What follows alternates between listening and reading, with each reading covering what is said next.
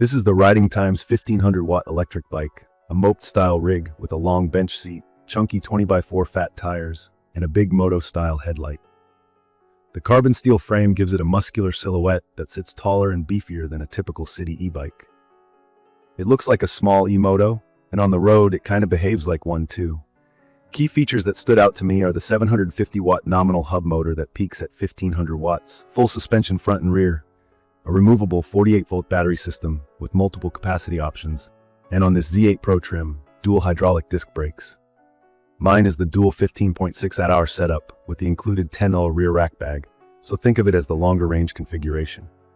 There's a 7-speed drivetrain, a clear color display, and the long cushy saddle that lets me shift my position easily for comfort. The frame is rated for riders from around 5'3" to 6'1" and up to 330 pounds, which gives a lot of folks a green light to ride. From my experience, assembly is simple but not something I'd gloss over. It comes mostly pre-built, but I still had to inflate the tires, install a few bits, and go over the bolts. I always do a full bolt check after shipping on any heavy e-bike, and that habit paid off here. Plan on a careful first setup, and you'll be fine. The battery locks to the frame and pops out with a key, which is great if you charge indoors or park outside. The first ride told me exactly what this bike is about. Twist the throttle and it spools up with strong push, and I saw real-world top speeds around 28 to 31 mph on flat ground, depending on wind and battery level. It doesn't leap like a dirt bike, but the pull is smooth and confident. There's a tiny pause before the power hits when I use the throttle, roughly a second, which takes a day or two to get used to. The pedal assist is cadence-based, so it senses when the cranks turn and then brings in power. That feels natural enough at chill speeds, but there's a small lag compared to a torque sensor, and above roughly 25 mph, the 7-speed drivetrain can't keep up, so pedaling stops contributing much. That ghost pedaling effect is common on moped-style e-bikes with short gearing. I just lean on the throttle at higher speed and keep it simple. The ride quality is what surprised me most. The front hydraulic fork and dual rear shocks, plus those big 4-inch tires, take the sting out of broken pavement, speed bumps, and gravel washboards. The long seat spreads the pressure and keeps me upright and relaxed. It's not a premium, highly tunable suspension like you'd see on a high-end mountain bike, but it's absolutely comfortable. I'm about average weight, and I might soften the rear spring if I could. Lighter riders may feel the shocks are a bit stiff out of the box, but most folks will call this setup plush. Braking is strong and predictable on the Z8 Pro's hydraulic discs. That's the right choice for a machine that can flirt with 30 mph and weighs what this one weighs.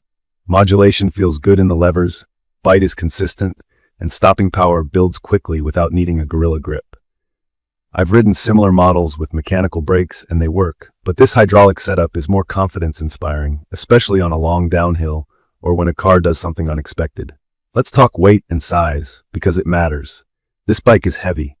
With a steel frame and big tires, plus a dual battery option, you're looking at a serious mass that I won't muscle upstairs. Rolling it around the garage is fine, lifting it is not.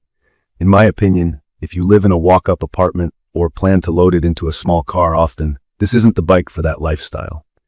But the flip side is stability. Once it's rolling, the weight anchors the bike to the ground. On gravel and sand, it tracks straight. In city traffic, it feels planted. The handling is better than it looks, and the low center of gravity helps it feel steady at speed. Range depends on how you ride. The brand's numbers are optimistic if you hold high speed or use a lot of throttle, which most of us do on a moped-style bike. With a single 15.6 battery and heavy throttle, I've seen 25 to 40 miles. Ride smarter with pedal assist in the mid-levels, cruise in the low 20s, and you can stretch well past that.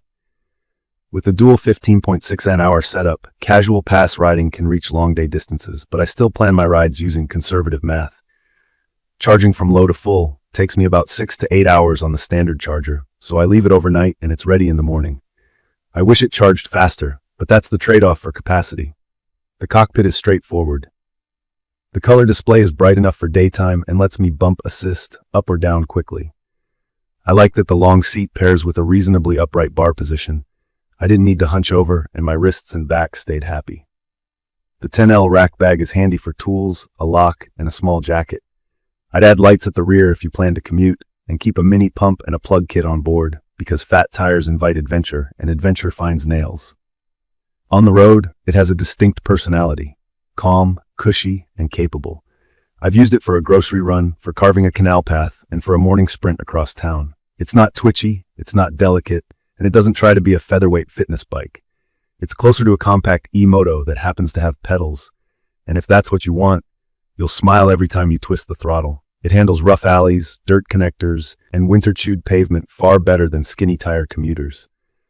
The big tires float over sand patches and bite into loose stuff that would bounce a normal bike.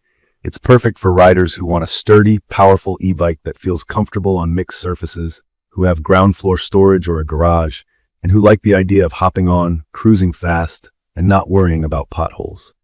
From my experience, the sweet spot is using it as a daily runabout and weekend explorer. It can commute, it can hit mellow trails, and it can carry a bit of cargo without drama. There are quirks.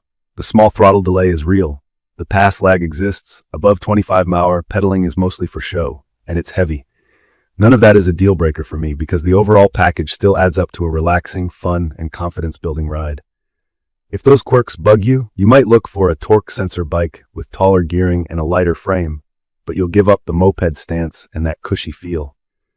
I'd recommend this for someone who values comfort and power over easy lifting, who wants hydraulic brakes and full suspension in a rugged chassis, and who doesn't mind basic setup and occasional tinkering. If you're brand new to e-bikes, this will feel like a lot of machine at first, but the learning curve is short.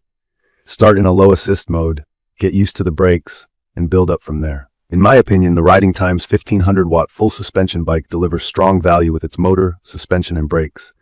And the Z8 Pro dual battery option takes range anxiety off the table for many riders. The long seat, the fat tires, and the steel frame all push it toward go anywhere, ride comfortable, rather than light and nimble. And that's exactly the point. In conclusion, this is a big, tough, comfortable e-bike that rides like a small e-moto, and it does that job very well. If the weight and size fit your space and routine, it's an easy bike to love. If not, no amount of power will fix the wrong storage situation. Know your use case, and this will treat you right. If you found this video helpful, hit subscribe, drop your questions or experiences in the comments, and I'll get back to you. Thank you for watching.